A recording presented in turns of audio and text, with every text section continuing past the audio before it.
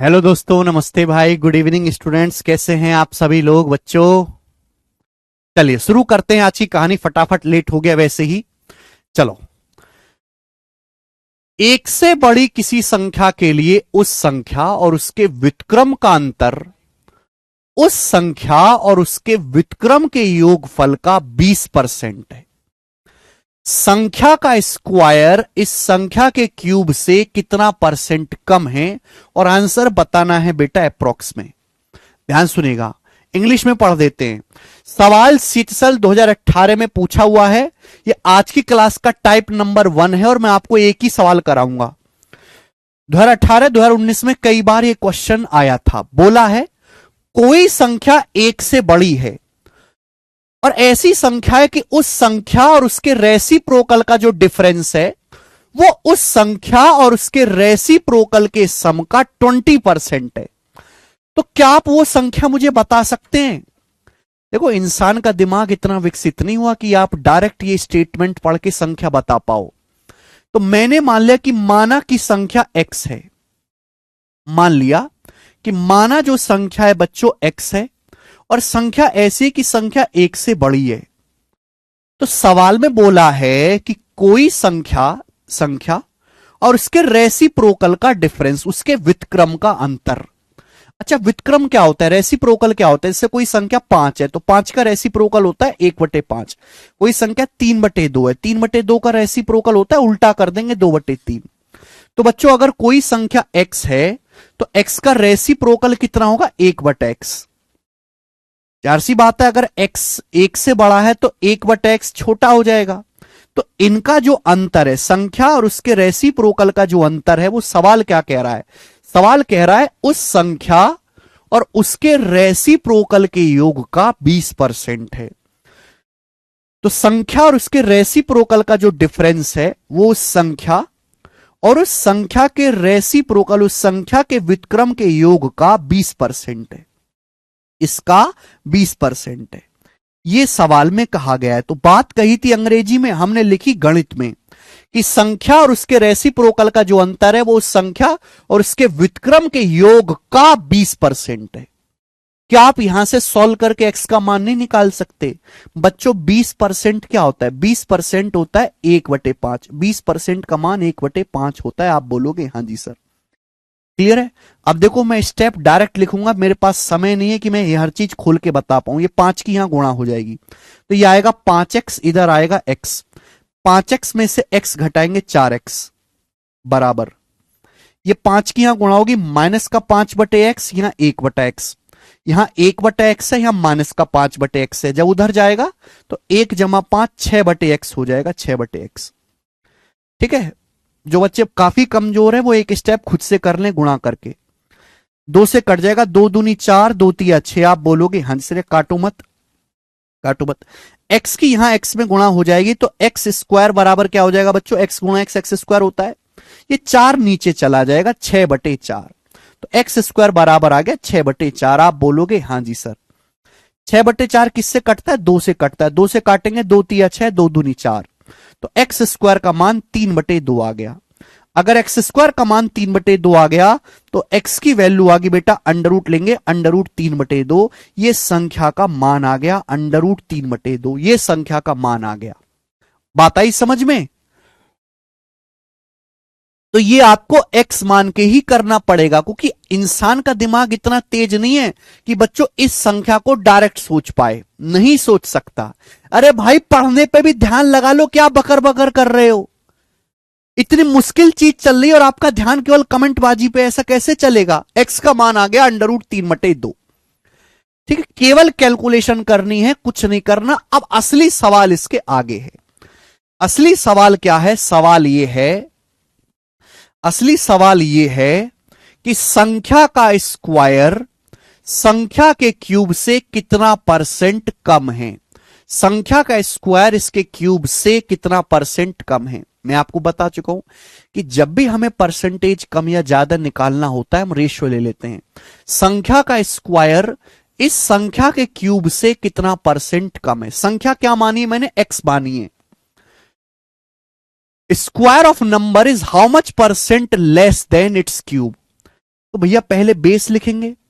पहले क्या लिखते हैं हम लोग? बेस लिखते हैं मेरे प्यारे भाई। संख्या को मैंने एक्स माना है, तो संख्या का जो स्क्वायर है, एक्स का जो स्क्वायर है, वो संख्या के क्यूब, एक्स के क्यूब से कितना परसेंट कम है। एक्स का स्क्वायर एक्स के क्यूब से कितना परसेंट कम है, तो इसके लिए हम क्या ले लेते हैं? रेशियो ले लेते हैं, अनुपात। जब आप रेशियो लोगे तो क्या होगा बेटा? ये पावर 2 है, पावर 2 से पावर 3 काटेंगे तो एक ही पावर बचेगा, ये एक्स रेशियो 1 आ जाएगा। अगर मैं पावर 3 को पावर 2 से भाग दूंगा तो पावर 1 ही बचेगा, एक्स रेशियो 1 आ जाएगा। आप बोलोगे हाँ जी सर, एक्स रेशियो 1 आ जाएगा। एक्स का मान कितना है? √3/2। एक्स का मान कितना है? √3/2। तो एक्स का मान √3/2 रखेंगे तो रेशियो कितना आ गया? √3 रेशियो √2 आ गया मेरे प्यारे भाई। ये आ गया प्यारे बच्चों, बात को समझे? आप बोलोगे हाँ सर। अगर आपके सामने लिखा हुआ है ना 7/5, तो बेटे इसका मतलब 7:5 ही होता है। ये मत समझा करो कि बटे कोई नई चीज है। अनुपात का मतलब भाग ही होता है, कोई नई चीज नहीं होती बेटा। ठीक है, तो इधर हमने बेस लिखा है, यानी कि सवाल केवल इतना सा बन गया कि √3 से √2 कितना परसेंट कम है। सवाल केवल इतना सा बन गया। याद होना चाहिए मेरे प्यारे भाई कि √3 की जो अप्रोक्स वैल्यू होती है वो 1.732 होती है। √2 का जो लगभग मान होता है, √2 की जो वैल्यू होती है वो अप्रोक्स 1.414 होती है, लगभग 1.414। क्योंकि सवाल के आंसर्स काफी दूर दूर हैं तो मैं अप्रोक्स काफी खुल के ले सकता हूं। भाई √3 की अप्रोक्स वैल्यू होती है 1.7, √2 की अप्रोक्स वैल्यू होती है 1.4। अब आप मुझे बताओ 1.7 से 1.4 कितना कम है? 0.3 कम है। 0.3 कितना आएगा? ये लगभग 1.7 से 1.4। मैंने लगभग वैल्यू ले ली, इग्नोर कर दिया। 1.7 से 1.4 कितना कम है? 0.3 कम है। लगभग कितना आएगा? 1.7 बेस है। 1.7 से 1.4 कितना कम है? देखो अगर मैं 1.7 का 20% में निकालूं, 20% होता है 17 दूनी 34, 0.34, ये तो फिर भी 0.3 है। अगर मैं 1.7 का 20% में निकालूं तो 0.34 होता है, ये तो 0.30 है, यानी कि 20% से हल्का सा कम होगा। 1.7 का 20% 0.34 होता है, तो 0.3 तो 20% से कम ही आएगा ना। 20% से हल्का सा कम, हल्का सा कम, हल्का सा कम, ये वाला आंसर है 18%।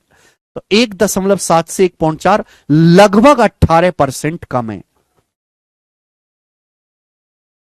मुश्किल सवाल है बच्चों, ये सीचसल के हिसाब से मुश्किल सवाल है। बच्चे पेपर में बहुत थोड़े कर पाए होंगे। हर बच्चा ये सवाल पेपर में करे? नहीं, ऐसा नहीं है। क्योंकि पहले तो आपको ये एक्स का मान निकालना, फिर आगे ये कैलकुलेशन करनी है ना, तो लंबा क्वेश्चन हो गया, समझने में मुश्किल होती है थोड़ी सी। आगे चलेंगे बच्चे, अगला टाइप। अगला टाइप जल्दी करो बेटा, बहुत लेट सिलेबस खिंच रहा है, बहुत स्लो पढ़ा रहा हूं मैं इस बैच में, पता नहीं क्या हो गया है। पढ़ा तो अच्छे से रहे हैं लेकिन स्लो हो गई, स्पीड काफी स्लो है। अगला टाइप आज की क्लास का टाइप नंबर 2, टाइप नंबर 2, और इस टाइप के मैं आपको 2 क्वेश्चन कराऊंगा। टाइप नंबर 2, ठीक है।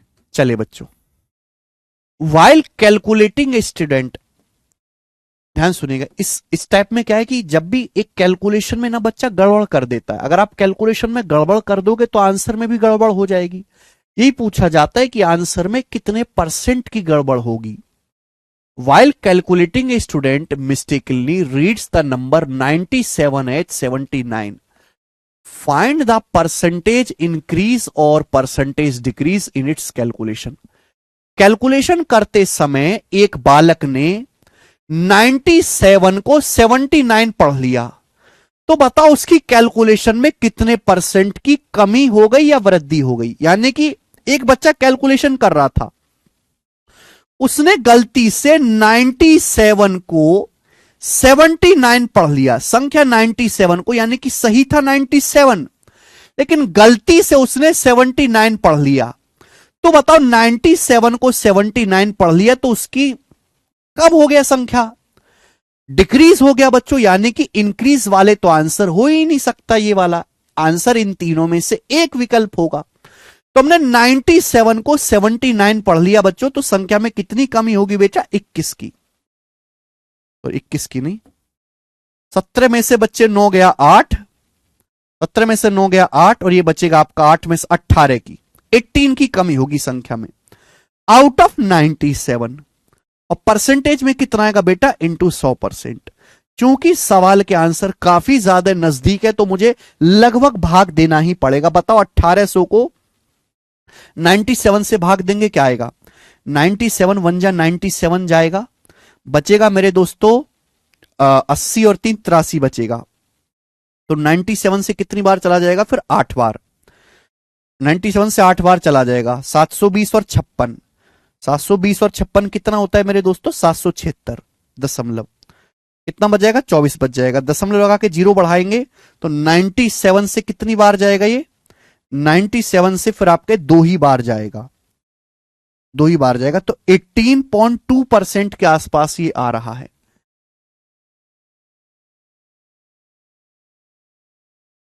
एटीन 18.2% के आसपास आ रहा है भाई ये तो।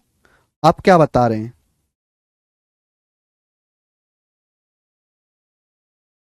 18.55 देख लेते हैं एक बार, फिर से कर लेते हैं। 97 वन जा 97, तो ये 180 ना, 80 3 83 बच जाएगा। फिर 97 से 8 बार जाएगा तो 720 जाएगा, सॉरी 720 और 56, 776 हो जाएगा। तो 776 हो जाएगा। तो बेटा ये बच जाएगा आपका 30 और 24, 30 और 24 ये बच जाएगा, दशमलव लगा के 54, एक 0 बढ़ा लेंगे तो 97 पंजे चला जाएगा। बिल्कुल सही, 18.5 समथिंग आएगा ये आंसर है। 18.5 समथिंग आएगा, हमने गलती कर दी थी, 18.5 समथिंग ही आएगा, ये आंसर है। ठीक है ना बच्चों?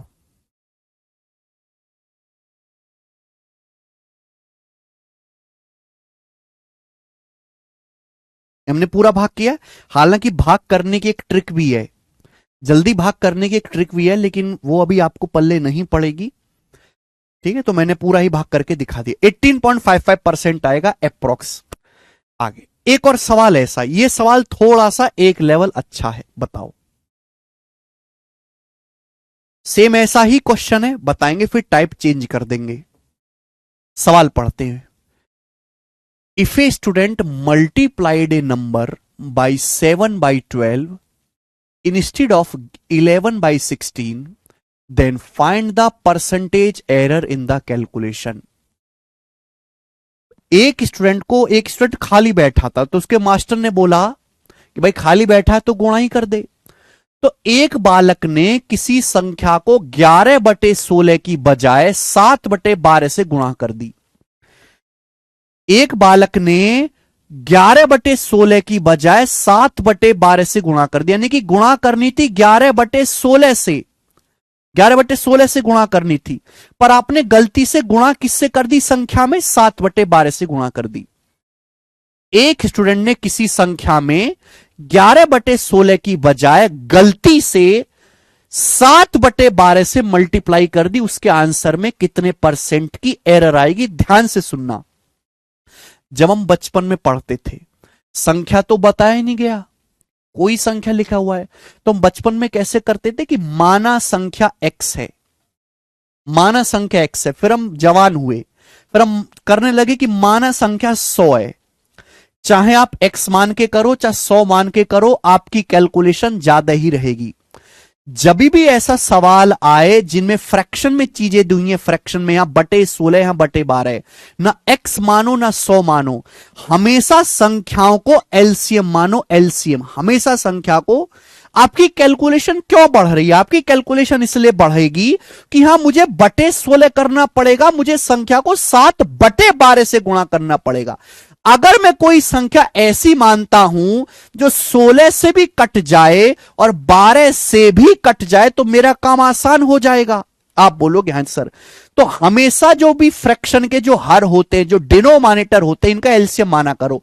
16 और 12 दोनों से कटने वाला आसान सा नंबर, इनका एलसीएम 48 है, तो आप संख्या को 48 माना करो। या आपने नई चीज सीखी, x का चक्कर छोड़ो 100 का चक्कर छोड़ो। अगर भिन्न में आपकी कैलकुलेशन है तो हमेशा जो भिन्न के हर हैं इनका एलसीएम माना करो कि माना संख्या 48 है। अगर संख्या 48 है तो हमें संख्या को गुणा करनी थी 11/16 से। 11/16 से गुणा करके आपका आंसर आना था मेरे दोस्तों 33। सही आंसर आपका आना था 33, सही आंसर 33 था। पर आपने संख्या में गुणा किससे कर दिया? आपने 48 को गुणा किससे कर दिया? 7/12 से। तो आपका आंसर कितना आ गया? 28। तो आपका आंसर 33 की बजाय 28 आ गया। सही आंसर आना था 33, पर आपका आंसर आ गया बच्चे 28। तो आंसर में कितने की कमी हो गई? 5 की कमी हो गई। 5 डिक्रीज हो गया आउट ऑफ 33। 33 से 5 कम हो गया परसेंटेज में इंटू 100%। हालांकि बच्चों 33 से जो आपका 100 लगभग 3 बार जाएगा, लगभग 3 पॉइंट जाएगा, तो 5 दिया 15। 15 से हल्का सा बड़ा आएगा, 15 से हल्का सा बड़ा, ये आंसर है बी ऑप्शन, ये आंसर है। ठीक है, 15 से बड़ा। तो ये चीज तो मैंने आपको समझाने के लिए करी है। सवाल का सॉल्यूशन इतना सा ही है। क्या आपको ये सवाल समझ में आ गया है ना? तो जब भी ऐसी कुछ चीज आए आप क्या माना करो? हमेशा डिनोमिनेटर का एलसीएम माना करो। एक्स का चक्कर तो बिल्कुल ही छोड़ दो, वो जमाने बीत के जब हम करते थे कि माना संख्या एक्स है, वो केवल किताबों में ही जिंदा है, प्रैक्टिकली उसका कोई यूज नहीं है।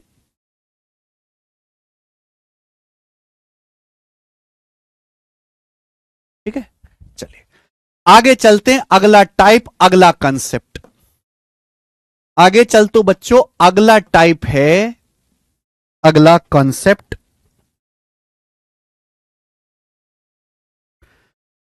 ध्यान से सुनिएगा, बड़ा मजा आएगा आपको।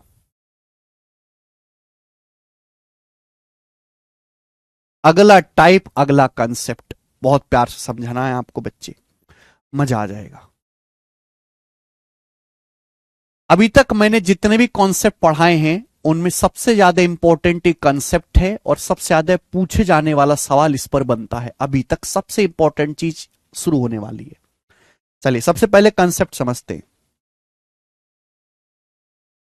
अगर दो संख्याएं ऐसी हैं ए और बी, अगर दो संख्याएं ए और बी ऐसी हैं कि उनकी गुणा एक फिक्स नंबर है, कांस्टेंट नंबर है। अगर दो संख्याएं ए और बी ऐसी हैं मेरे प्यारे भाई कि उनका प्रोडक्ट कांस्टेंट है, कांस्टेंट का मतलब उनका प्रोडक्ट फिक्स है, उनका प्रोडक्ट एक निश्चित संख्या है, बदल नहीं सकता, बदल नहीं सकता।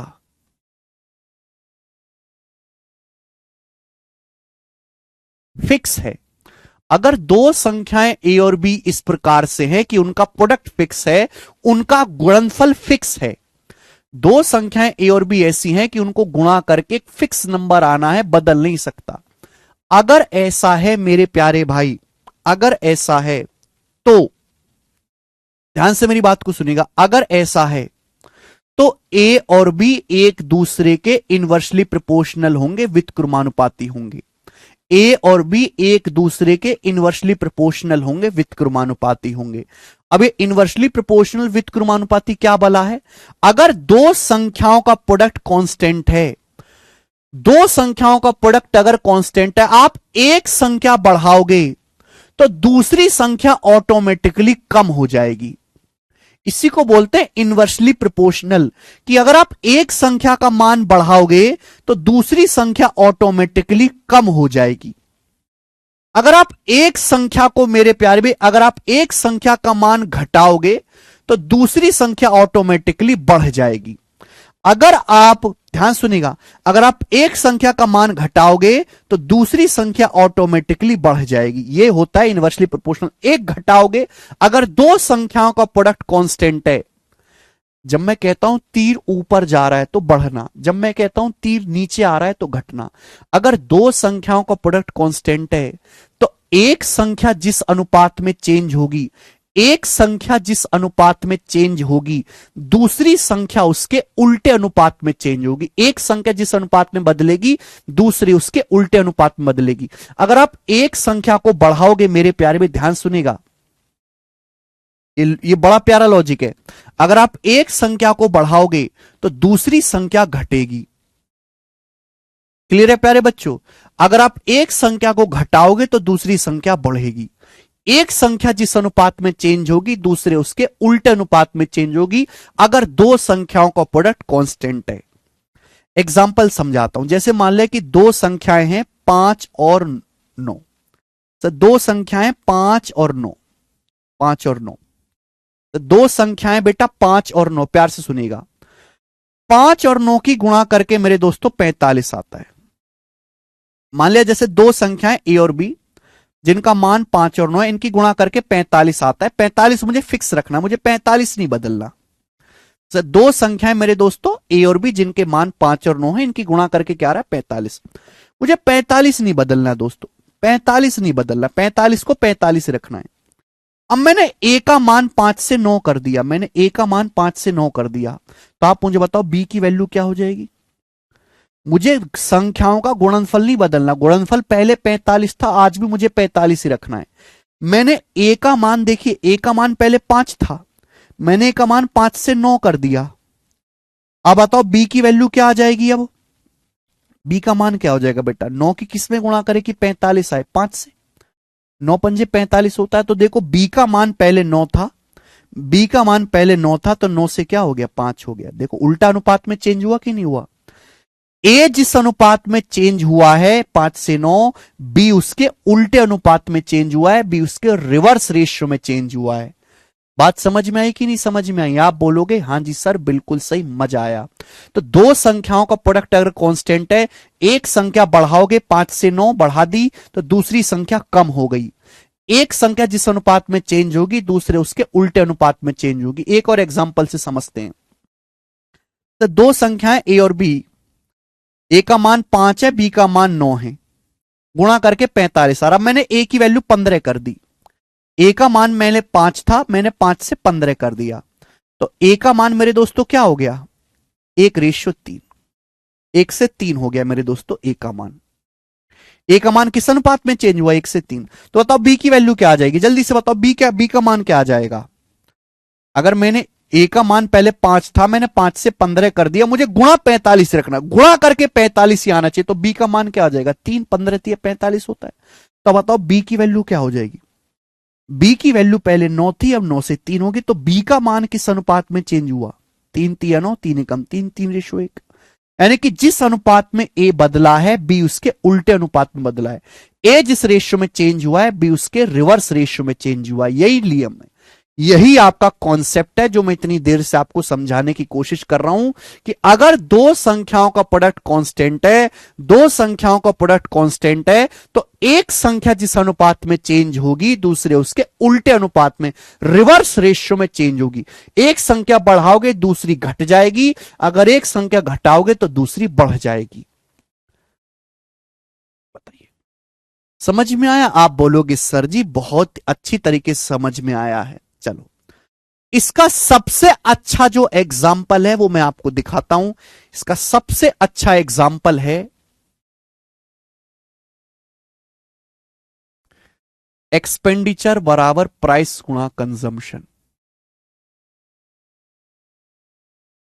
एक्सपेंडिचर बराबर प्राइस गुणा कंजम्पशन।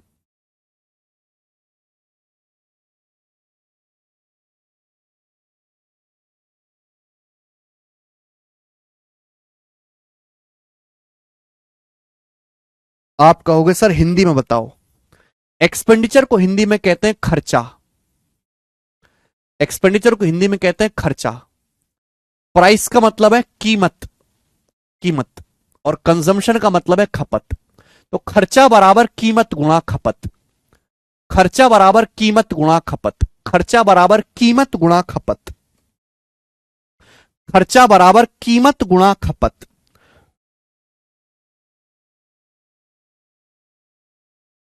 खर्चा बराबर कीमत गुणा खपत, खर्चा बराबर कीमत गुणा खपत। ठीक है मेरे दोस्तों, आप बोलोगे हां जी सर बिल्कुल सही, कोई परेशानी नहीं है। ध्यान से सुनिएगा, मैं आपको एग्जाम्पल से समझाऊंगा। एग्जाम्पल से सपोज आपका परिवार चावल खाता है 50 रुपए किलो वाला, भाई आपकी फैमिली है तो खाएगी भी जरूर। तो आपका परिवार चावल खाता है 50 रुपए पर केजी वाला, 50 रुपए पर किलो वाले चावल खाते हो आप। 50 रुपए पर किलो वाला चावल खाता है आपका परिवार। और आपका परिवार एक महीने में 18 किलो चावल खाता है। आपका परिवार एक महीने में 18 किलो चावल खाता है। 18 किलो नहीं, 16 किलो कर लेते हैं। आपका परिवार एक महीने में 18 किलो ही रखो। आपका परिवार एक महीने में 18 किलो चावल खाता है। कितना चावल खाता है? 18 केजी चावल खाता है आपका परिवार। एक महीने में 18 किलो चावल खा जाता है। कितना चावल खा जाता है बच्चों आपका परिवार एक महीने में? 18 किलो। तो आप बताओ खर्चा कितना होगा? जल्दी से बताओ, आप एक महीने में कितना खर्चा करोगे? 50 रुपए पर किलो वाले चावल खाते हो आप, एक महीने में 18 किलो चावल खाते हो, तो खर्चा कितना हो जाएगा? 1 किलो चावल 50 रुपए का है, तो 18 किलो चावल 900 रुपए का हो जाएगा। 18 किलो चावल 900 रुपए का हो जाएगा, 900 रुपीस का हो जाएगा। आप बोलोगे हां जी सर बिल्कुल सही, कोई भी इसमें एक पैसे की हमको परेशानी नहीं है, जो हम एक पैसे की परेशानी हुई हो इसमें। ठीक है बच्चे? ओके, आप बोलोगे हां जी सर बिल्कुल सही। 900 रुपए का मेरे दोस्तों आपका 900 रुपीस का आपका खर्चा है। यहां तक किसी बच्चे को कोई समस्या? आप बोलोगे नहीं सर कोई भी समस्या नहीं है। सरकार बदली, बीजेपी की सरकार आई, चावल का दाम हो गया 60 रुपए पर किलो। सरकार बदल गई, चावल का दाम हो गया 60 रुपए पर केजी। चावल का दाम 60 रुपए पर केजी हो गया। यानी कि चावल का दाम, ध्यान सुनिएगा, चावल का दाम पहले 50 रुपए पर केजी था, चावल का दाम 50 से 60 रुपए पर केजी हो गया। तो चावल का दाम कितना बढ़ गया? किस अनुपात में चावल का दाम बढ़ा? 0 से 0 काटेंगे, 5:6। चावल का दाम 5 से 6 हो गया मेरे प्यारे भाई। चावल का दाम 5 से 6 हो गया तो कितना बढ़ गया? 1 बढ़ गया, 1/5। 1/5 का मतलब 20%। तो चावल का जो दाम है मेरे दोस्तों वो कितना बढ़ गया? 20% बढ़ गया। चावल 20% महंगा हो गया। चावल 20% महंगा हो गया। चावल महंगा हो गया। फैमिली की मीटिंग हुई, फैमिली बोली कितना महंगा चावल हो जाए, खर्चा नहीं बढ़ाएंगे। पहले भी 900 रुपए का चावल खाते थे, आज भी 900 रुपए का ही चावल खाएंगे, भूखे रह लेंगे, वोट उनको ही देंगे, लेकिन अपना खर्चा नहीं बढ़ाएंगे। 900 रुपए का चावल खाते थे पहले, आज भी 900 रुपए का ही चावल खाएंगे। खर्चा बढ़ाने को ये लोग तैयार नहीं है। पहले भी 900 रुपए का चावल खाते थे, आज भी 900 रुपए का चावल ही खर्चा करेंगे। खर्चा सेम है, खर्चा सेम रखा है मेरे दोस्तों, जाहिर सी बात है हमने खर्चा सेम रखा है। अब आप बताओ, अब चावल 60 रुपए पर किलो का हो गया तो आप कितना किलो चावल खाओगे? जल्दी से बताओ। एक महीने में कितना किलो चावल खाओगे? जल्दी से बताओ, जल्दी से। 1 किलो चावल 60 रुपए का आ रहा है, खर्चा करना है 900 रुपए, तो 900 रुपए में अब कितने किलो चावल आएगा? तो आप कहोगे सर 900 रुपए में आएगा जी 900/60। 0 से 0 चला जाएगा, 6 से 9 15 बार। यानी कि अब हम एक महीने में 15 किलो चावल ही खा पाएंगे। अब एक महीने में 15 किलो चावल ही खा पाएंगे। यानी कि चावल का प्राइस 50 से 60 हो गया। चावल का प्राइस 50 से 60 हो गया, 1/5 बढ़ गया, 20%। चावल का प्राइस बच्चों 20% बढ़ गया, 20% बढ़ गया। तो चावल की जो खपत है, जो कंजम्पशन है, वो किस रेशियो में कम हुई? आप बताओ। दो संख्याओं का प्रोडक्ट, एक गुणाई तो बीच में प्रोडक्ट कांस्टेंट है, तो एक संख्या जिस अनुपात में बढ़ेगी दूसरी उसी रेशियो में घटेगी। चावल की खपत पहले 18 किलो थी, पहले आप एक महीने में 18 किलो चावल खाते थे राजी खुशी, अब आप एक महीने में मात्र 15 किलो चावल ही खाते हो, 15 किलो। तो आप मुझे बताओ चावल की खपत किस रेशियो में चेंज हुई? 3 से जाएगा, 3 × 18, 3 × 5 15, 6:5। आप बोलोगे हाँ जी सर, तो क्या उल्टा रेशियो नहीं आया? जो रेशियो प्राइस का है उसका उल्टा रेशियो कंजम्पशन का आया है। प्राइस जिस रेशियो में चेंज हुआ है, कंजम्पशन उसके, खपत उसके रिवर्स रेशियो में चेंज हुई है। यही कंसेप्ट आपको पढ़ाने की कोशिश कर रहे हैं कि दो संख्याओं का गुणनफल अगर कांस्टेंट है, एक संख्या जिस अनुपात में चेंज होगी दूसरे उसके रिवर्स रेशियो में चेंज होगी। मेरे प्यारे बच्चे, आप बोलोगे सर मौज आ गई सर, ओस कर देंगे आपको। यानी कि अगर पहले खपत 6 थी तो खपत 6 से 5 हो गई, तो खपत कितनी होगी बेटा? 1/6। 6 से 5 होगी तो कितना कम होगी? 1। 1/6, 1/6 मतलब कितना होता है? 16.66%। यानी कि आपकी चावल पे जो खपत है मेरे प्यारे दोस्त, चावल पे जो आपकी खपत है वो 16.66% कम करनी पड़ेगी आपको चावल पे अपनी खपत। अगर चावल 20% महंगा हो गया है, खर्चा नहीं बदलना, खर्चा बदलने को राजी नहीं आप, तो आपको अपनी खपत 16.66% कम करनी पड़ेगी। ये आपका कॉन्सेप्ट है। 1 किलो चावल 60 रुपीस का है, 900 रुपए में कितना किलो चावल आएगा अंजलि? 900 को 60 से भाग देंगे 15।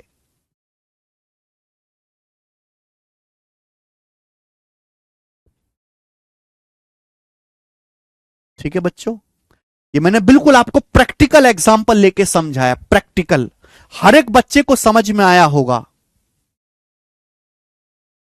अगर आपको ये बात समझ में आई है तो कमेंट में यस लिख दीजिए। इससे बेहतर एग्जाम्पल देके इस कंसेप्ट को पढ़ाया ही नहीं जा सकता। आप दुनिया में कहीं भी जाके पढ़ लो भाई, ये तो घर घर की कहानी है। खर्चा बराबर कीमत गुणा खपत। एक तो ये कंसेप्ट सीखा कि खर्चा बराबर कीमत गुणा खपत होता है। क्या होता है मैंने आपको समझा दिया। पहले ये सारा डाटा मैंने अपनी मर्जी से सेट किया है आपको समझाने के लिए कि भाई 1 किलो चावल 50 रुपए का है, 50 रुपए पर किलो का आप चावल खाते हो। 18 किलो चावल खाते हो तो खर्चा होता है 900 रुपए, 900 रुपीज। चावल महंगा हो गया, चावल 50 से 60 रुपए पर केजी का हो गया, सरकार बदल गई तो चावल 50 से 60 का हो गया, यानी कि 5 से 6 रेशियो में बदला। तो चावल का दाम पहले 5 था, अब 5 से 6 हो गया, तो कितना बढ़ गया? 1/5। नीचे हमेशा बेस वैल्यू रखेंगे। 20% चावल का दाम बढ़ गया। खर्चा वही रखना है 900 रुपए, खर्चा वही रखना है 900 रुपए। 1 किलो चावल अब 60 रुपए का आ रहा है, तो अब कितना चावल खरीद पाओगे? 15। पहले 18 किलो चावल खपत करते थे, अब आप 15 किलो चावल खाओगे। तो खपत किस रेशियो में चेंज हुई? 6:5। क्लियर है? आप बोलोगे हां जी सर, यानी कि 6 से 5 खपत कितनी कम होगी? 1/6, 16.66%। मुझे लगता है आपको ये बात समझ में आ गई होगी। यानी कि दो संख्याओं का प्रोडक्ट कांस्टेंट है तो हमेशा एक संख्या जिस अनुपात में बदलेगी दूसरी उसकी रिवर्स रेशियो में बदलेगी। अगर पेपर में सवाल आएगा तो आपको इतना तामझाम करने की जरूरत नहीं है, आप डायरेक्ट कर सकते हैं। जैसे बच्चे मैं आपसे पूछूं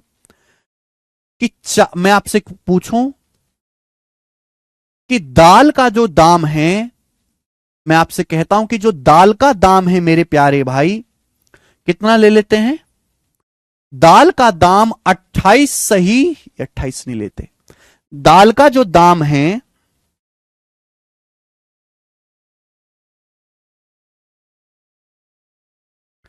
दाल का जो प्राइस है वो 28 सही 4/7% बढ़ जाता है। दाल का जो दाम है, या कुछ और ले लेते हैं, 30%, 30% ले लेते हैं। दाल का जो प्राइस है वो 30% बढ़ जाता है, 30% बढ़ जाता है। दाल का दाम 30% बढ़ जाता है। आपको अपना खर्चा सेम रखना है, खर्चा सेम रखना है। बताओ, दाल की कीमत 30% बढ़ जाती है, आपको दाल पे खर्चा सेम रखना है। तो मेरा सवाल है, बताओ खपत, दाल का जो कंजम्पशन है, खपत कितने परसेंट कम करनी होगी? खपत कितने परसेंट कम करनी होगी ये बताओ। जल्दी से सवाल करेंगे।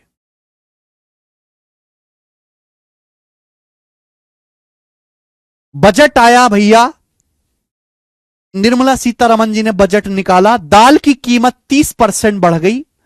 फैमिली ने बोला भूखे रहेंगे आज से, खर्चा नहीं बढ़ाएंगे, अपना सैलरी तो बढ़ी नहीं है, खर्चा क्या बढ़ा लें। तो खर्चा सेम रखना चाहते हैं तो दाल कितने परसेंट आपको कम खानी पड़ेगी? तो बच्चों कैसे करेंगे?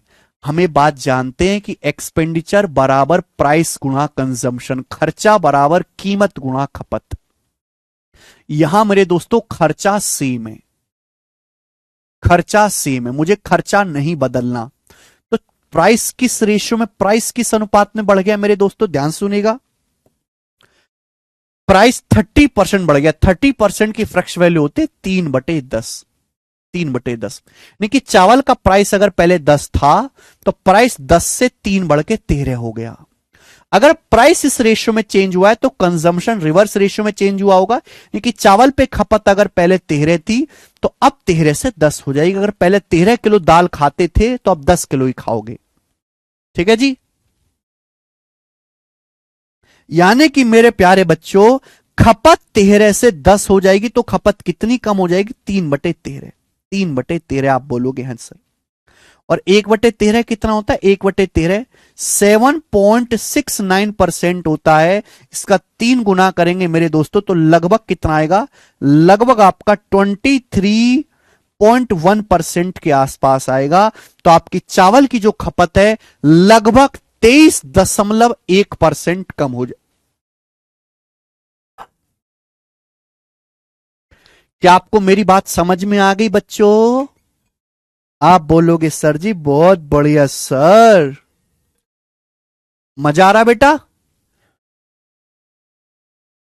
मैं एक चीज आपसे पूछूंगा कि जैसे मैं आपको कंसेप्ट पढ़ाता हूं, अगर कोई बालक हमारा बेसिक ढंग से देखे ना, उसको जिंदगी में कभी डाउट नहीं आ सकता। डाउट इसलिए आता है कि बच्चे बेसिक क्लास स्किप कर देते हैं, क्लास अटेंड ही नहीं करते, आलस में पड़े रहते हैं। एक बार बताओ, जो मैंने आपको एक कंसेप्ट समझाया, पहले मैंने कंसेप्ट लिखा, फिर मैंने उस पर एग्जाम्पल दिया, फिर मैंने उस पर एक न्यूमेरिकल एग्जैक्ट सवाल का एग्जाम्पल दिया।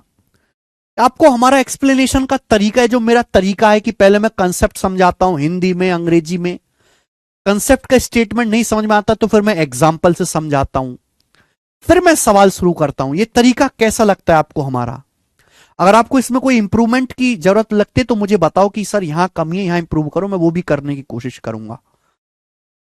एक बार आप मुझे गाइड करें, सलाह दें।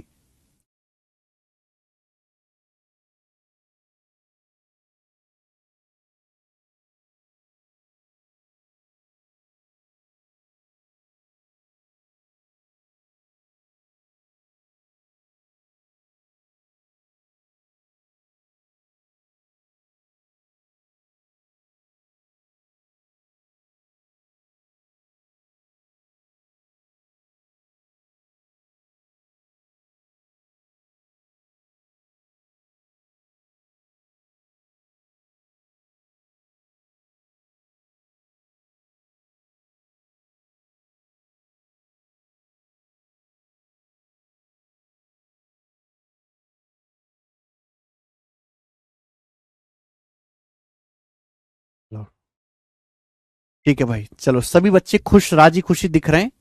तो ये हो गया बच्चों, यानी कि कंजम्पशन लगभग 23% कम हो जाएगा। ठीक है ना, ये याद करना, 1/13 लगभग 7.69% होता है, लिखवाया हमने। 3 गुना लगभग 23% आ जाएगा। अच्छा, ये बेसिक तरीका है करने का, ठीक है ना, बेसिक तरीका। लेकिन जब सवाल आएगा ना पेपर में तो हम इतना भी नहीं लिखेंगे बच्चों, बेसिक तरीका आना चाहिए, बेसिक तरीका आना चाहिए प्यारे बच्चों। लेकिन ये सवाल स्टैंडर्ड है, पेपर में बार बार आता है, जब क्वेश्चन पेपर में आएगा तो हम इतना नहीं लिखेंगे। शॉर्टकट भी समझते हैं, अब ध्यान सुनेगा, शॉर्टकट भी, ठीक है। हालांकि ये शॉर्टकट मैं पहले भी आपको सिखा चुका हूं।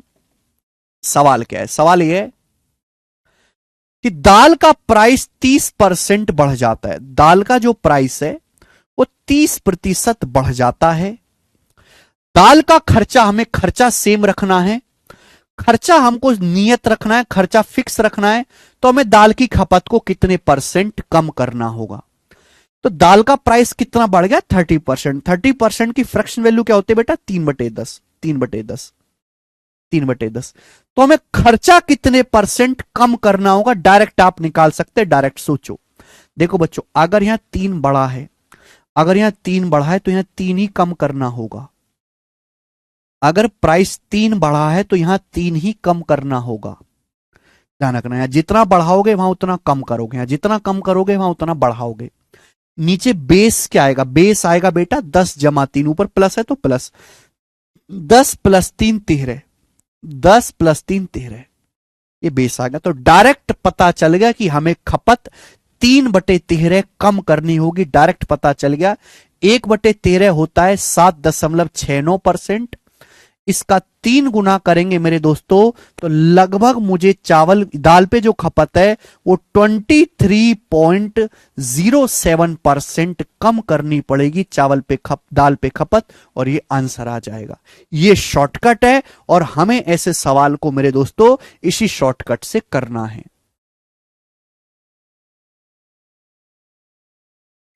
क्वेश्चन नोट करना ही नहीं है संस्कार सिंह जी, क्वेश्चन के लिए आपके पास शीट दी गई है। राम श्याम वाले एग्जाम्पल की तरह, बिल्कुल सही हंसराज मीना, राम श्याम वाले एग्जाम्पल की तरह। दिस इज द शॉर्टकट, आपको इस शॉर्टकट से ही सवालों को करना है। चलिए शुरू करते हैं प्यारे बच्चों इस कंसेप्ट पर बेस सवाल। मैं आपको इतने सवाल प्रैक्टिस करवाऊंगा कि आप खुद बोलोगे सर बिल्कुल अब छोड़ दो हमें।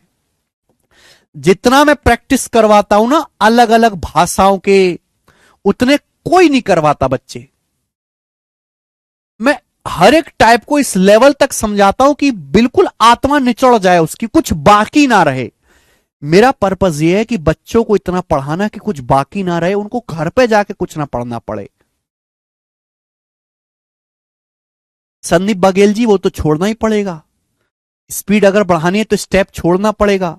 अगर आप एक एक स्टेप को लिख के किया जाए तो आपकी स्पीड इतनी स्लो हो जाएगी कि आप पूरा पेपर अटेम्प्ट ही नहीं कर पाओगे। केवल समझना काफी नहीं है, ऐसे समझने का कोई फायदा नहीं है कि आपकी स्पीड जो है कछुआ से भी स्लो है। इससे ना ही समझे तो बढ़िया है। अगर आप एक सवाल को ऐसे ऐसे ऐसे ऐसे एक एक स्टेप लिख के अगर करना सीख भी गए तो उससे बढ़िया कि उसको ना ही सीखो। क्यों? क्योंकि पेपर में तो होने वाला है ही नहीं, पेपर में टाइम कम होता है। रफ्तार के साथ सीखो वरना मत सीखो, ये लाइन ध्यान रखना मेरी। क्योंकि बच्चे इसलिए कंपटीशन से बाहर नहीं होते कि उन्हें सवाल आते नहीं है, बच्चे कंपटीशन से इसलिए बाहर होते हैं कि उन्हें आता है लेकिन उसकी स्पीड नहीं है, उनकी एक्यूरेसी नहीं है, इसलिए कंपटीशन से बाहर होते हैं।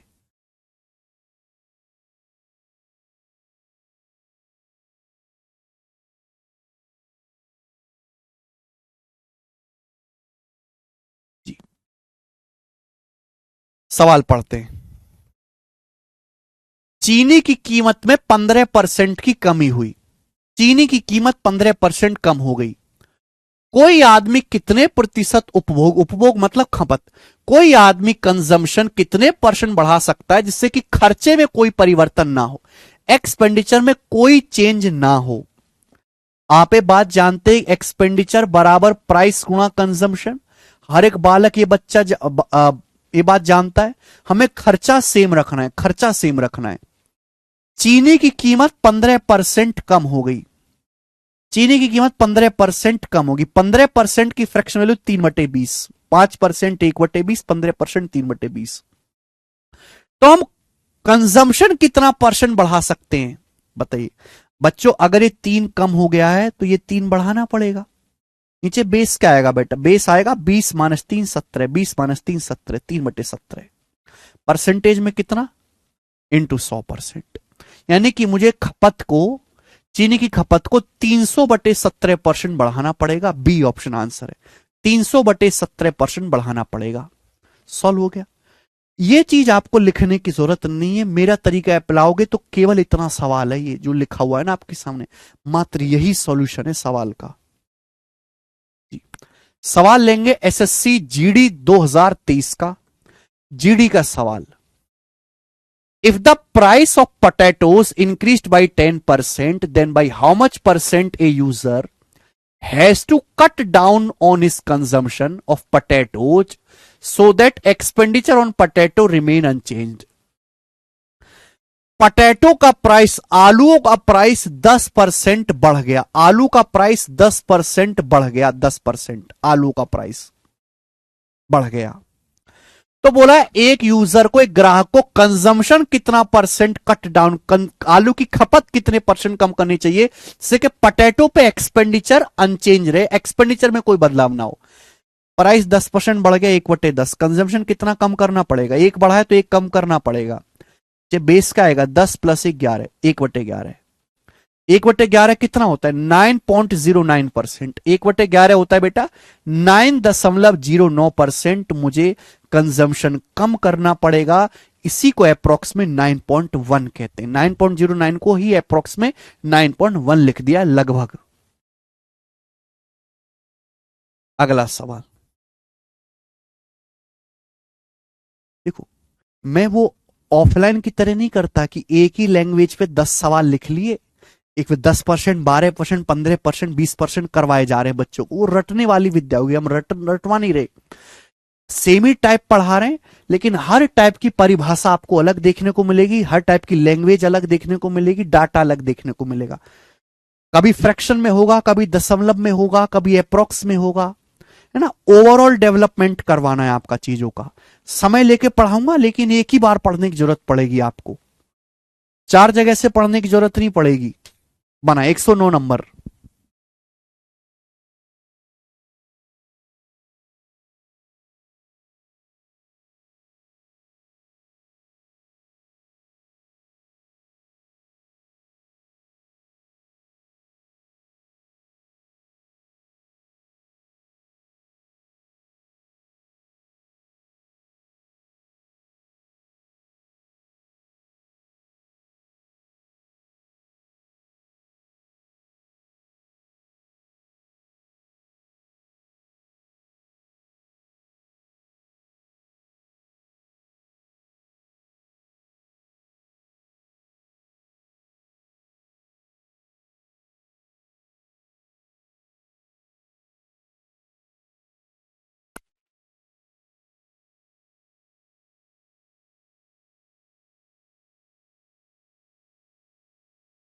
सीएनजी के प्राइस में 12, the price of CNG increase by 12%। CNG gas का प्राइस 12% बढ़ जाता है। By what percent correct up to 2 decimal place must साइनली reduce consumption of CNG for a car so that there is no increment in our expenditure on CNG. CNG का price 12% बढ़ जाता है, तो सालनी को अपनी कार में कितने परसेंट सीएनजी कम डलवानी चाहिए जिससे कि सीएनजी पे सालनी के खर्चे में कोई बदलाव ना हो, खर्चा सेम रहे। देखो प्राइस 12% बढ़ जाता है, 12% की फ्रैक्शन वैल्यू 3/25, 4% 1/25 होता है ना, 3/25।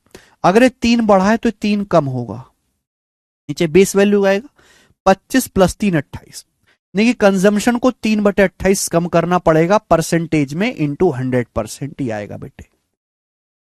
ठीक है, 4 से चला भी जाएगा 25 बार, ये 7 बार, तो 75, 25 या 75 को 7 से भाग दूंगा तो 7 2 शाम 70 जाएगा, 10 पॉइंट समथिंग जाएगा, 10 पॉइंट समथिंग ये आंसर। 75/7 करेंगे तो 10 दशमलव समथिंग जाएगा आंसर। पूरा थोड़ा ना करना पड़ता है बच्चे, पूरा नहीं करना पड़ता। 109 है। सवाल नंबर 110 ये बताएं, सीजीएल 2023 प्री का। ठीक बच्चे, हर एक एग्जाम के सवाल आपको मिल जाएंगे। ऐसे ना समझे कि रेलवे में कुछ अलग पूछता है, रेलवे में यही सब पूछता है।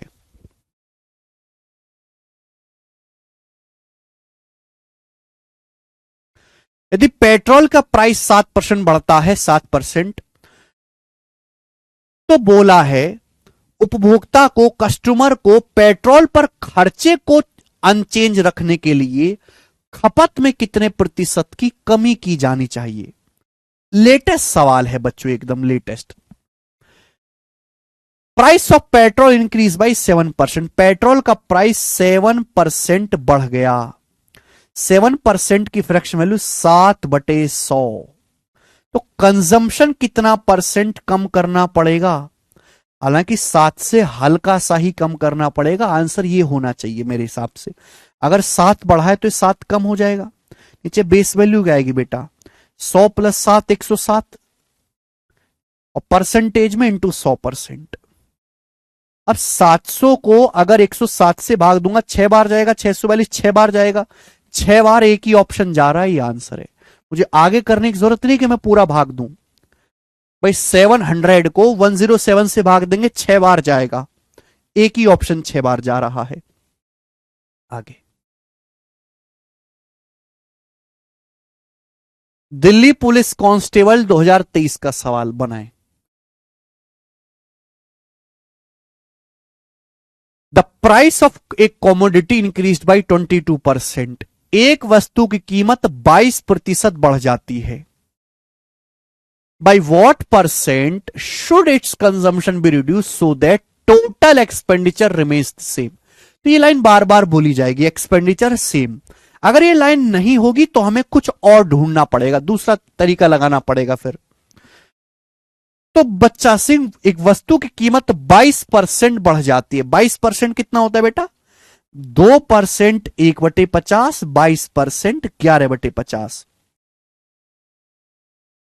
Very good Jaiveer Singh ji. Price 11/50 बढ़ गया तो कंजम्पशन कितना कम करना पड़ेगा बेटे? 11 कम करना पड़ेगा। नीचे क्या आएगा बच्चे? 50 + 11 61, 11/61। और परसेंटेज में इंटू 100% ही आएगा। कोई स्टैंडर्ड तो है नहीं बेटा, ये भाग ही देना पड़ेगा। अब आप बताओ। 20% से कम ही आएगा ना बच्चे? ये 20% से तो कम ही आएगा। 61 का 20% भी 12 होता है। ठीक है, देखो प्यारे बच्चों, मैं अप्रोक्स चेक कर लेता हूं। एक तो रास्ता है कि आप इसको भाग दो, पूरा भाग दो तो आंसर आएगा। दूसरा रास्ता है कि आप इसको अप्रोक्स चेक कर लो। अप्रोक्स कि ऑप्शन में 1-1% का फर्क दिख रहा है भाई। 61, ये जो नीचे बेस होता है ना, ये जो बेस होता है हमेशा 100% होता है। यानी कि 61 अगर 100% है तो 11 कितना परसेंट है, ये मतलब है। तो अगर मैं 61 का 20% भी निकालूं तो क्या आएगा? 12 आएगा, 12.1। ये तो फिर भी 11 है, तो 20% से कम आएगा। आंसर ये नहीं है, ये नहीं है। ये तो 20% से तन्नक सही कम है, 20% से कुछ तो कम होगा, ये आंसर है। लगभग 18%। तो जरूरी नहीं कि आप पूरा भाग दें बेटे। आगे सवाल बनाएंगे।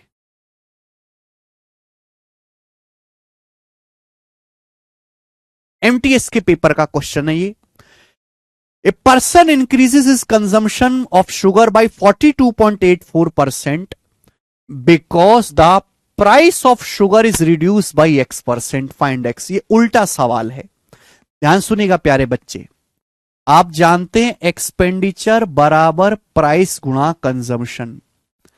सवाल में बोला गया है एक आदमी चीनी की खपत 42.84% बढ़ाता है। एक आदमी ने चीनी का जो कंजम्पशन है 42.84% इंक्रीज कर दिया। क्यों बढ़ा दिया खपत? कि चीनी की कीमत X% कम हो गई है। क्योंकि चीनी का जो प्राइस है ना दोस्त, वो X% कम हो गया है। तो आपसे ही पूछा है कि X का मान क्या है? एक्सपेंडिचर कांस्टेंट, एक्सपेंडिचर नहीं बदला।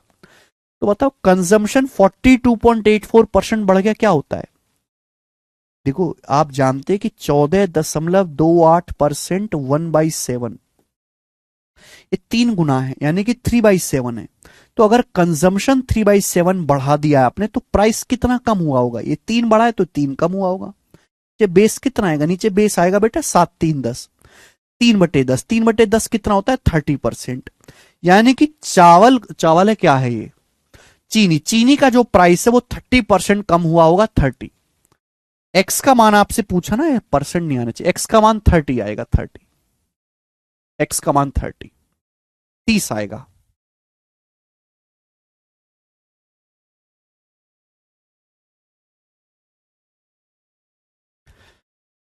आसान सवाल है, सब बच्चे समझ भी पा रहे हैं। आगे चलेंगे। सवाल नंबर 113 बनाओ बच्चों। 113 देखो, हल्का सा चेंज है, सेम टाइप है, हल्का सा चेंज है जीडी के पेपर का। ऐसा नहीं कि मैं छोटे एग्जाम के सवाल कवर नहीं कर रहा, छोटे एग्जाम्स के सवाल भी कवर हैं। एसएससी जीडी का बनाएं। पेट्रोल की प्राइस 95 रुपये पर लीटर से 110 रुपए पर लीटर हो जाती है। पेट्रोल का जो प्राइस है, ध्यान सुनिएगा, वो पहले 95 रुपए पर लीटर था। अब पेट्रोल का प्राइस बढ़कर 110 रुपए 1 लीटर हो गया। तो बोला रवि द्वारा पेट्रोल की खपत कितने परसेंट कम की जानी चाहिए, पेट्रोल का कंजम्पशन कितना परसेंट कम हो कि खर्चा उतना ही बना रहे। आप बताओ, खर्चा क्या होता है, प्राइस गुणा कंजम्पशन। तो खर्चा सेम है, खर्चा सेम है तो दो संख्याओं का प्रोडक्ट कांस्टेंट है। एक संख्या जिस रेशियो में चेंज होगी दूसरी रिवर्स रेशियो में। बेसिक पे चले जाइए, पेट्रोल का प्राइस 95 से 110 हो गया। पेट्रोल का प्राइस कितना बढ़ गया, 5 से काटेंगे 19:20, 5 से काट सकते हैं। तो पेट्रोल का प्राइस 19 से 22 हो गया। तो कंजम्पशन किस रेशियो में चेंज होगा, रिवर्स रेशियो में, 22:19। कि पेट्रोल की खपत अगर पहले 22 थी तो मुझे 22 से 19 करनी पड़ेगी। तो पेट्रोल की कंजम्पशन कितना कम करना पड़ेगा, 3/22। अब 1/22 मैंने आपको बताया 4.54%। 1/22 4.54% होता है लगभग, तो 3 गुना क्या आएगा, लगभग 13.6% के आसपास। 4.5 का 3 गुना 13.5 से हल्का सा ज्यादा, लगभग 13.64% मुझे खपत पेट्रोल की कम करनी पड़ेगी। गाड़ी में 13% पेट्रोल कम डलवाओ भाई साहब।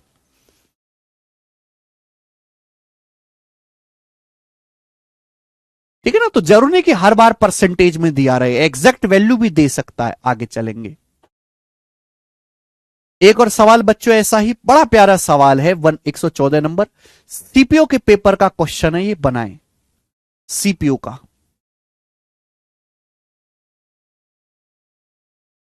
अरे मजा आ रहा है कि नहीं पढ़ने में हमारे संग, अरे मजा आ रहा है कि नहीं। शुरू में तकलीफ होती है, अगर बच्चा मेरे साथ पढ़ता रहे ना, मैं क्यों बोलता हूं मुर्दे की तरह पढ़ते रहो, कुछ दिनों के बाद आपको हमारी आदत हो जाएगी, लत लग जाएगी, लत।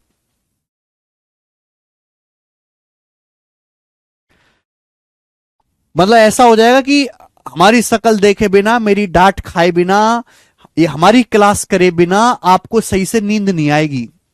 इतनी बुरी लत लग जाती बच्चों को हमारी। मतलब काफी ज्यादा ओवर द बियॉन्ड प्यार मिलता है मुझे बच्चों का, काफी ज्यादा।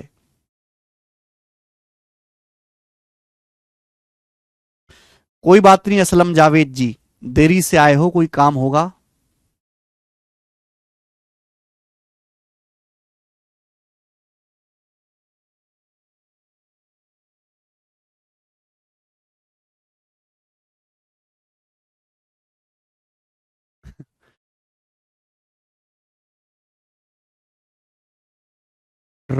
वर्तमान में जिस चावल को 29 रुपए पर केजी की दर से बेचा जा रहा है, पिछले महीने उसका प्राइस 25 रुपए पर केजी था। यानी कि चावल का प्राइस, चावल को प्रेजेंट में जिस चावल को 29 रुपए का 1 किलो बेच रहे हैं ना, पिछले महीने उस चावल का प्राइस 25 था। यानी कि चावल का प्राइस पिछले महीने 25 था, अब 29 हो गया। पहले 25 था चावल का प्राइस, अब 29 हो गया। तो किसी परिवार को चावल की खपत कितने परसेंट कम करनी होगी कि खर्चा पहले के समान रहे। अभी चावल का प्राइस 29 है, पिछले महीने 25 था, तो 25 से 29 हो गया चावल का प्राइस। तो कंजम्पशन तो रिवर्स रेशियो में चेंज हुआ होगा, 29:25। आप बोलोगे हाँ जी सर, लेकिन खपत कितनी कम करनी पड़ेगी, 4 कम करनी पड़ेगी, 4/29। खपत 4/29 कम करनी पड़ेगी, परसेंटेज में इंटू 100%।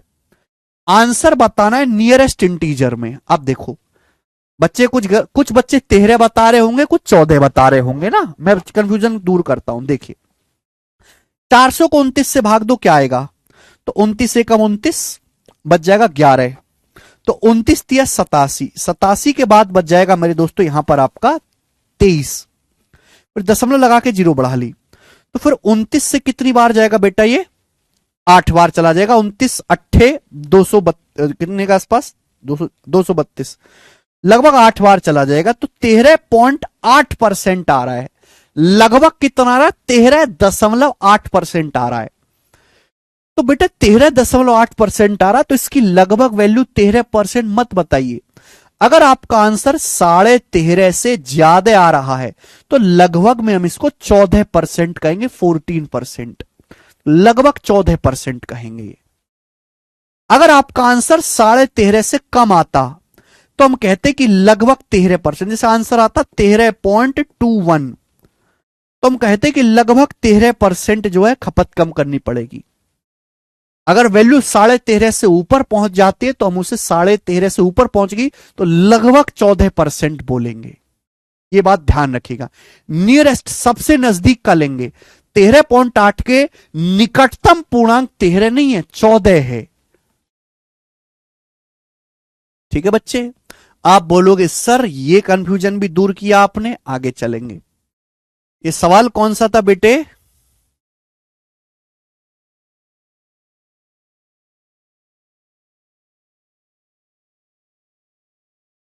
हाँ जी, सवाल नंबर 115 बनाओ। ऐसा सेम कॉन्सेप्ट, कॉन्सेप्ट नहीं बदला अभी। 13.49 आए तो 13.49 ही बोलेंगे। ठीक है,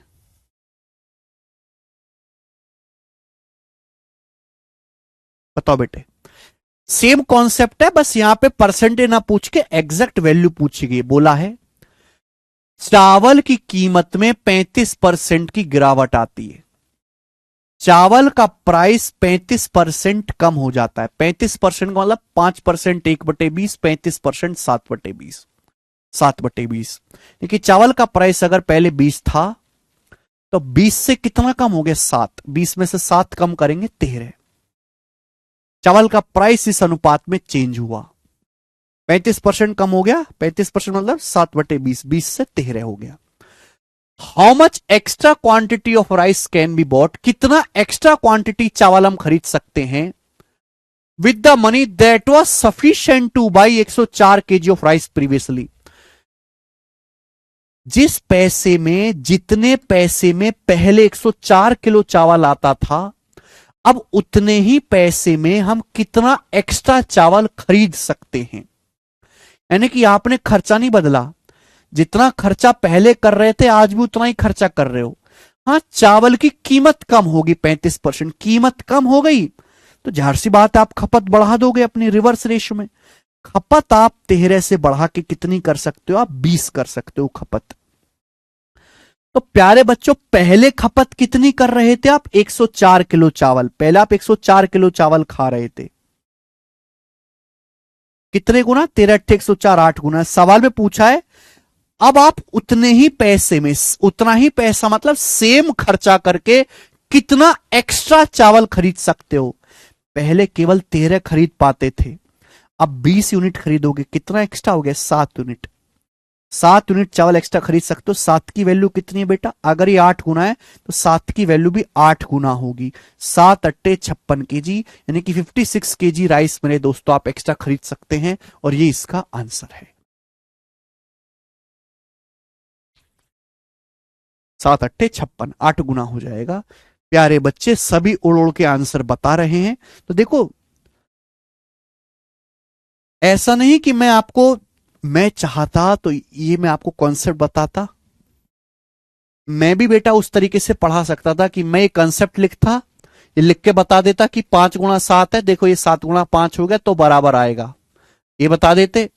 और मैं आपको एक सवाल करवाता, ये वाला, ये एक सवाल करवा देता और खत्म हो जाता। आप खुश रहते, ज्यादा खुश रहते।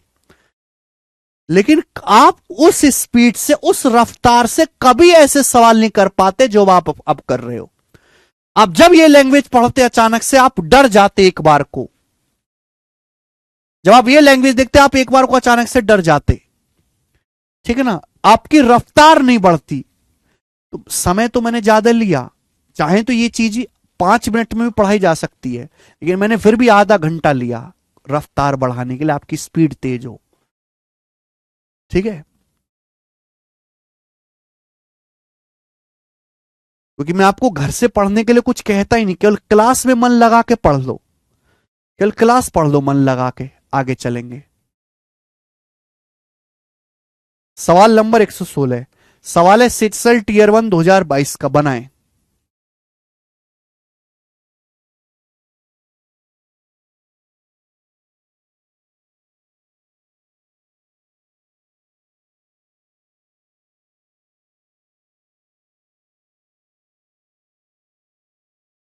एक वस्तु के प्राइस में 25% की कमी की जाती है, यानी कि वस्तु सस्ती हो गई, सस्ती होगी वस्तु। खर्चे को समान रखने के लिए एक परिवार ने उसकी खपत में 20 किलोग्राम की वृद्धि की। एक वस्तु सस्ती होगी, कितनी सस्ती होगी? 25%। सेम ही सवाल है बेटा, ये लगभग सेम ही है। एक वस्तु का प्राइस 25% कम हो जाता है। 25% मतलब 1/4। अगर प्राइस पहले 4 था तो 4 से 1 कम होके 3 हो गया। परिवार ने सोचा खर्चा सेम रखना है, वस्तु सस्ती हो गई, सस्ती हो गई, खर्चा आपने बढ़ाया नहीं ना, खर्चा आपने बदला नहीं, तो आप ज्यादा वस्तु खरीद पाओगे। आपने वस्तु की खपत 20 किलोग्राम बढ़ा दी। परिवार की पहले खपत कितनी थी, पहले कंजम्पशन कितना था? प्राइस अगर 4 से 3 हो गया तो कंजम्पशन रिवर्स रेशियो में चेंज हुआ होगा, 3:4 आप बोलोगे। हाँ सर, यानी कि अगर पहले कंजम्पशन 3 था तो अब 4 हो गया, तो कंजम्पशन कितना बढ़ गया, खपत कितनी बढ़ गई? 1। सवाल के अनुसार आपने खपत बढ़ाई कितनी है? 20 किलो। 1 की वैल्यू ही 20 किलो है। पहले कंजम्पशन कितना था? तो पहले था 3 यूनिट, तो 3 की वैल्यू भी 20 गुना आएगी। 1 यूनिट की वैल्यू 20 है तो 3 की वैल्यू आएगी 20 दिया 60 केजी। तो 60 केजी मेरे प्यारे बच्चों, ये रहा ए ऑप्शन, खपत आपकी बढ़ गई है। सॉरी, 60 केजी आपकी इनिशियल कंजम्पशन था, 60 केजी। नेक्स्ट, 1 स्टेप सवाल है, सारे के सारे आप देखोगे कि एक स्टेप से ज्यादा हमने किसी सवाल में किया नहीं है। 117 नंबर सवाल बनाओ। अब यहां से इसी टाइप के मिसलेनियस लैंग्वेज के सवाल हैं, इसी टाइप पे बिल्कुल हटके सवाल हैं, बताएं।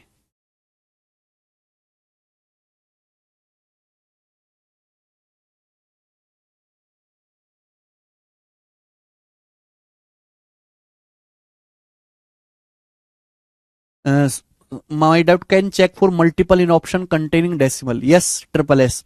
अगर आपका आंसर अप्रोक्स में नहीं है, एग्जैक्ट है, तो डेसिमल में भी आप मल्टीपल चेक कर सकते हैं। Minimum how much time to crack SSC CGL exam, वो बच्चे से बच्चे पे डिपेंड करता है। किसी के लिए 5 महीने भी काफी हैं, किसी के लिए 2 साल भी कम है। जी केतन जैन जी, अच्छा, तो फिर आप यहां क्या कर रहे हैं केतन जैन? पढ़ना है तो बेटा ढंग से पढ़ो, बकवासबाजी मत करो। 2 सवाल ना आपसे होंगे ना उनसे होंगे।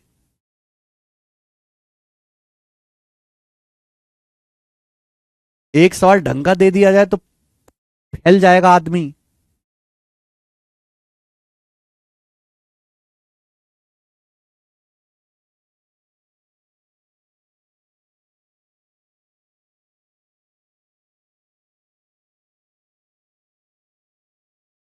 आता है, देखो, x is inversely proportional to y, x y के इनवर्सली प्रोपोर्शनल है। तो बेटा जो पहली लाइन है, इस लाइन का मतलब ये है x is inversely proportional to y, इसका मतलब ही होता है एक्स और वाई का प्रोडक्ट कांस्टेंट है। एक्स और वाई का प्रोडक्ट कांस्टेंट है। X is inversely proportional to y, x जिस रेशियो में चेंज करोगे वाई उसके रिवर्स रेशियो में चेंज होगी, ये मतलब है इस लाइन का। बोला एक्स को 37.5% बढ़ाया जाता है। एक्स को कितना बढ़ाया जाता है? एक्स को 37.5% बढ़ाया जाता है। 37.5% की फ्रैक्शन वैल्यू क्या होती है? 12.5% 1/8, 37.5% 3/8। तो एक्स को 3/8 बढ़ाया जाता है, ठीक है। तो पूछा है वाई के मान में कितने परसेंट का परिवर्तन होगा, वाई की वैल्यू में कितनी चेंज होगी। अगर एक्स को 3 बढ़ाया तो यहां 3 कम करना पड़ेगा, बेस क्या आएगा मेरे दोस्तों? 8 + 3 11। बताओ 1/11 क्या होता है बच्चे? 1/11 होता है 9.09%। 3/11 आएगा मल्टीप्लाई बाई 3, 27.27%। 27.27% आंसर है। कहा कहे हम y को 27.27% कम हो जाएगा y का मान। ठीक है, आगे अगला सवाल 118 नंबर, ये बताओ।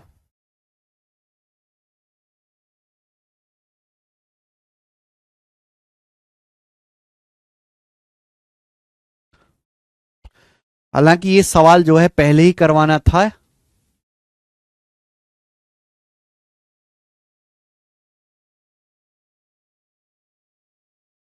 लास्ट क्वेश्चन है बेटा, भूख लग रही, आज हम खाना नहीं खा पाए, वीडियो बनाने के चक्कर में रह गए।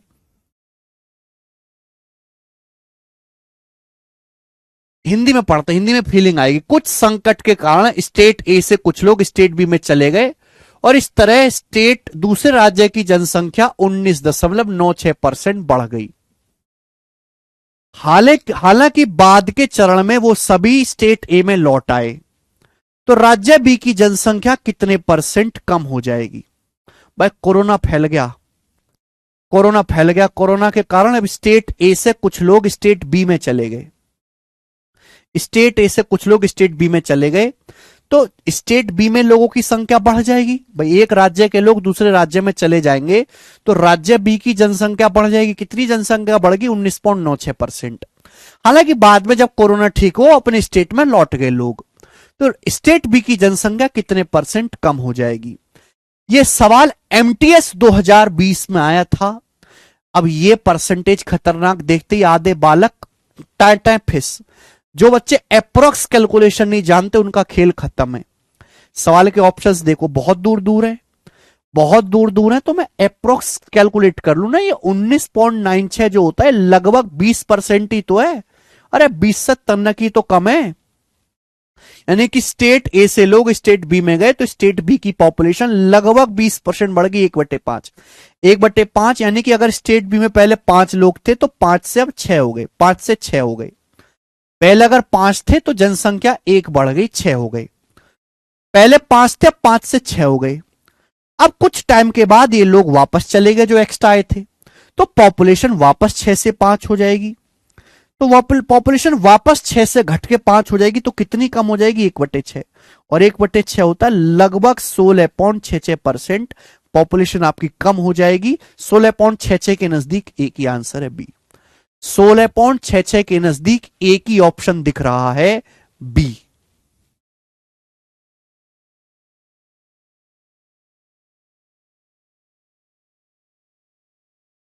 चलिए आगे सवाल 119 नंबर, ये बताओ जल्दी से आप। लास्ट क्वेश्चन ये करते हैं आज, ये लास्ट करते हैं।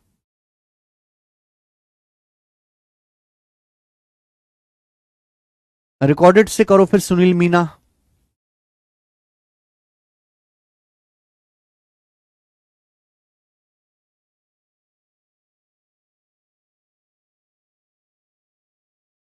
बेहतरीन लेवल का सवाल है, कंफ्यूजिंग लैंग्वेज है, कर नहीं पाएंगे बच्चे, ध्यान से सुनेगा। Due to fall in man power the production in a company decreases by 35%।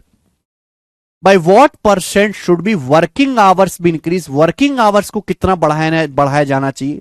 Working hours को कितना बढ़ाया जाना चाहिए जिससे कि ओरिजिनल प्रोडक्शन रिस्टोर किया जा सके, ओरिजिनल प्रोडक्शन पे वापस आया जा सके। सवाल ही नहीं समझे होंगे आप लोग। सवाल का पहले सवाल का मतलब समझो। से कंपनी है, एक कंपनी में कुछ सामान बनता है। तो जैसे एक कंपनी से मोबाइल बनते हैं, मोबाइल तो जितने मोबाइल बनेंगे, जैसे एक दिन में 5,000 मोबाइल बनते हैं, तो क्या है? प्रोडक्शन है, प्रोडक्शन। जितना हम सामान बनाएंगे उसे हम प्रोडक्शन बोलेंगे। प्रोडक्शन डिपेंड करता है मैन पावर पे। जितने ज्यादा लोग होंगे कंपनी में उतना ज्यादा सामान बनेगा, जितने ज्यादा लोग होंगे उतना ज्यादा सामान बनेगा। ध्यान सुनिएगा मेरे दोस्तों, जितने ज्यादा कंपनी में लोग होंगे उतना ज्यादा सामान बनेगा। 10 लोग हैं, 10 लोगों का सामान बना पाएंगे। 100 लोग लगा दोगे फैक्ट्री में, 100 लोगों के बराबर सामान बनाएंगे। तो बोला है मैन पावर, मैन पावर मतलब कंपनी में काम करने वाले लोगों की संख्या। तो मैन पावर में कमी के कारण एक कंपनी का प्रोडक्शन 35% कम हो गया। आदमियों की संख्या में गिरावट के कारण कम आदमी, गर्मी पड़ रही है, गर्मी में लोग कम आ रहे हैं, तो कम आदमियों की संख्या के कारण मैन पावर कम हो जाने के कारण एक कंपनी का प्रोडक्शन 35% कम हो गया। इसका मतलब क्या है? इसका मतलब यह है कि अगर प्रोडक्शन 35% कम हो गया है तो आदमी भी 35% कम आ रहे हैं फैक्ट्री में, मैन पावर भी 35% कम हो गया है। क्लियर? आप बोलोगे हां जी सर। यह पहली बात आपको समझनी थी कि अगर फैक्ट्री का प्रोडक्शन 35% कम हो गया है तो लोगों की संख्या भी 35% कम हो गई होगी। मैन पावर 35% कम कर दोगे, 35% लोग कम कर दोगे, 35% सामान कम बनेगा। पूछा यह है कि वर्किंग आवर्स कितने परसेंट बढ़ाए जाने चाहिए जिससे कि हम ओरिजिनल प्रोडक्शन पे आ सके। देखो, प्रोडक्शन दो चीजों पे डिपेंड करता है, कितने लोग काम कर रहे हैं और कितने घंटे काम कर रहे हैं वर्किंग आवर्स पे। ऐसा नहीं कि लोग तो 100 लगा रखे, काम 2 घंटा भी नहीं करते। जब 20 लोग लगाओ, उनसे 18 घंटे काम कराओ, ज्यादा रिजल्ट निकाल के देंगे। आप बोलोगे हां जी। तो प्रोडक्शन दो चीजों पे डिपेंड करता है, मैन पावर पे और वर्किंग आवर्स पे। मैन पावर बढ़ाओगे प्रोडक्शन बढ़ेगा, वर्किंग आवर्स अगर ज्यादा घंटे काम कराओगे एक दिन में प्रोडक्शन बढ़ेगा। तो बोला वर्किंग आवर्स कितने परसेंट बढ़ाए जाने चाहिए जिससे कि प्रोडक्शन सेम रहे, हम ओरिजिनल प्रोडक्शन पे आ सके। जितना हम सामान पहले बनाते थे, मूल उत्पादन जितना करते थे, उसी पे हम वापस चले जाएं, यानी कि प्रोडक्शन हमारा सेम रहे। क्लियर है? तो बेटा अब ये पिछले सवालों की तरह बन गया कि नहीं बन गया? ये कॉन्सेप्ट है, ये कॉन्सेप्ट पहले समझना पड़ेगा दिमाग में। मैन पावर अगर 35% कम हो गया, 35% होता है 5% 1/20, 35% 7/20, तो हमें वर्किंग आवर्स कितना बढ़ाना पड़ेगा? अगर ये 7 कम हो गया तो हमें 7 बढ़ाना पड़ेगा। नीचे बेस क्या आएगा? 20 - 7 13। अब 1/13 जो होता है वो 7.7% होता है। 6 9 को 7 लिख लो, इंटू 13 गुना।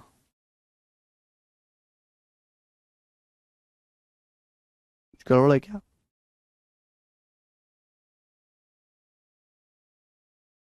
इंटू 7 गुना, सॉरी, 1/13 की 7.7% ऊपर 7 रहे तो 7 से गुणा होगी। तो कितना आएगा बेटा? ये कितना आएगा? 49 और 4.9 यानी कि 53.9, 53 पॉइंट के समथिंग आएगा। ये आंसर है 53 पॉइंट समथिंग आएगा। आंसर है सी ऑप्शन, 53.85%। क्वेश्चन नहीं लिखना बेटे, उसके लिए शीट दी है आपको।